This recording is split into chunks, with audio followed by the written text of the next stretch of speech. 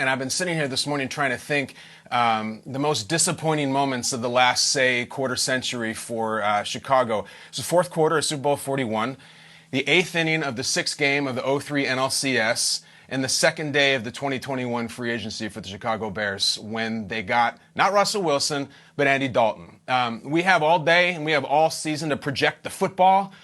We have to take a moment as NFL employees and for people in Chicago to really let it sink in that Andy Dalton is the Bears quarterback. It is important to understand around this country how emotional of a topic Bears quarterback is in Chicago. It is a violently sensitive nerve in that entire sports city, Bears quarterback. There are people, I know them, I've talked to them, who say in earnest that they're worried that they're going to die before the Bears have a great quarterback. Like they won't live to see one, like Red Sox fans used to say about a World Series. What these people would give, never mind for a Breeze or Brady or Rodgers, just to have a Baker Mayfield or a Matthew Stafford or one of those guys, and they don't have it. And those fans this morning are in despair. They're gut punched. They're saying, Andy Dalton, and I get that, and I feel that. But what I am not this morning, I'm not mad.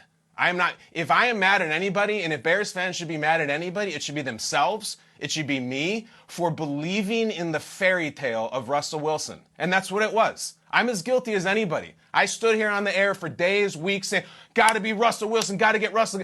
It was never going to happen. If you want to have Nagy and Pace on a head on a stake, I'm not going to talk you out. I don't feel that way. They tried.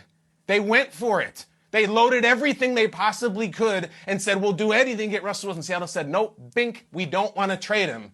And the Bears are like, well, we need a professional quarterback who's a healthy, sentient human being who can maybe run our offense, so I guess we'll go with the guy who's made the playoffs a bunch of times.